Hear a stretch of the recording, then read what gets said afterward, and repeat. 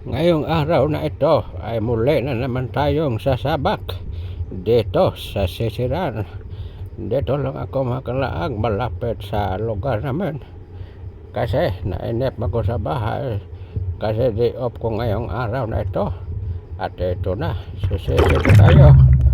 Ang lolo nyong matanda na at ito na mga kalaag, maliwanag pa sa sikat ng araw. Napakaliwanag ang ilog natin ngayon. Grabe, pero yung mga plug control na dito wala na, pulbos na. Kaya sisilip tayo sa bandang ilalim, baka may nakatagong kayamanan o kaya may mga isda, pero wala na talaga. Ang gamit natin ngayon mga kalaag ay talagang cellphone lang ito, kasi yung camera natin dati ay masyadong magalaw. Itong ginagamit natin ngayon ay hindi na siya magalaw. Yun lang, sobrang bigat. Namimiss ko yung mga kamuti natin dyan, no? Dyan banda yun mga kalaag. Pagbalik ko ulit mga kalaag, no, may nakita tayong dambuhalang hito. Hindi ako nakapurma kaagad kasi may natingnan ako doon sa ilalim, pakalaki. Oh, yan ang tinitira natin. Ito yan, hindi na maaray. Kisi. Kasakit. Problema, minalas tayo dyan mga kalaag, no? Nakabitaw yan, nakabitaw. Oh, talagang malas talaga ngayong araw na ito. Kaya bigla tayong napaahon at naisipan ko na magpahinga muna tayo sandali at lilipat na lang tayo sa ibang lugar. Dito mga kalaag, no? Ito yung malaking plug control dito sa lugar namin, pero nung bagyong Tino, wala, wasak siya. At ito na, yung madaming damo dito dati, yung kamuti ko dito, maraming laman, pero ngayon wala na. Naubos lahat sa bagyong Tino. Ito na mga kalaag, napakalaki na lang lugar namin. Diyan tayo nagsisid kanina eh. Yan banda. Ayan, bro yan eh. Oh, ayun, kita nyo naman, napakaliwanag na. At maglakad-lakad tayo doon sa unahan kasi may mga malalaking linaw dyan. Yan tayo mag-sisid ulit. Yan, ipapakita ko lang sa inyo mga kalaag, no? Ayan yung ilong namin. Masyado nang malawak. Sa pangalawang pagkakadaon mga kalaag, dito tayo sa Sesed. Yung pag-control na yan, napakataas na dati, pero ngayon wala na. Hapla na. Ayan o. Napakagandang linaw yan. Sesed tayo ulit. Grabe itong panarong mga kalaago, may mga bakal naman pala eh. Masyadong makapal yung bakal na yan. Bakit siya na nadapa? Dito ba na kalaag sa may ilalim? Pupuntahan natin yan kasi alam ko maraming isda dyan. Ito na. Nung subilip tayo sa ilalim mga kalaag, nakita tayo ng mga basura, mga diaper. Ano bang nangyari sa ating ilog ngayon? Napakadaming mga basura.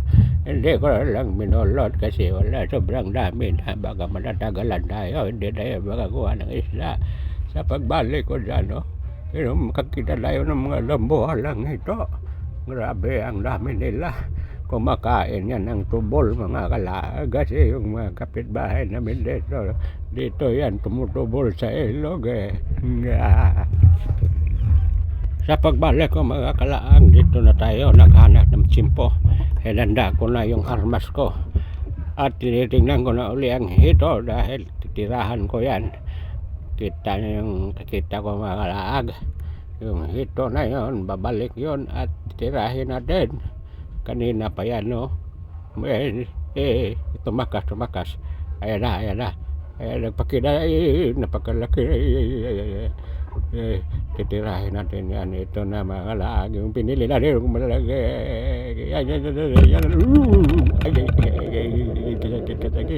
Napakataba dito. Di malas tayo mga kalaag. Nakabitaw na naman ulit. Ang lolo nga matanda na talaga. bote na lang, nakakita tayo ng maliliit na hipon. At ito na, tinira ko na, ang gitik. Gitik na pangalaan. Kisi-kisi na siya, kisi-kisi. Ito na, sus. Ito sa wakas, nakahuli na tayo. Unang huli natin sa tayo na ito. At bumalik pa tayo. Nakakita na naman tayo ulit. Bunti din ako. Nakabitaw. Kaya kakapit tayo sa flag control na ito. 10mm lang itong flag control na ito. Kaya dumapa. Babalikan natin yun mga kalag. Hinanda ko lang sa sarili ko mga kalag. Kung kaya ko magsasid. Kasi may dadayong malayong lugar. Kasama natin si Tagloy. Ito na bumalik yung hipon. Ayan, tinira natin. Tinamaan. Nanghihina na siya. Ayan mga kalaag. Kaya naman pala. Kaya abangan nyo ang ating susunod na episode dahil dadayo tayo sa malayong lugar. Kasi dito sa lugar namin wala nang laman kasi nasasena.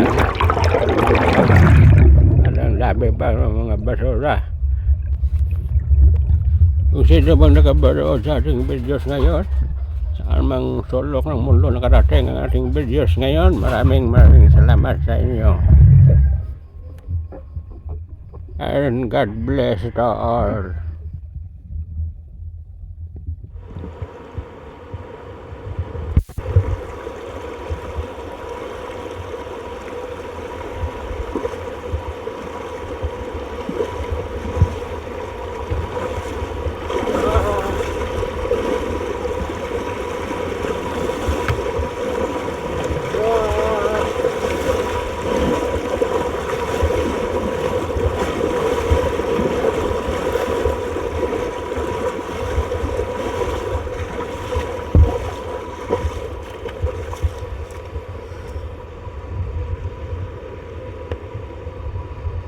Sí.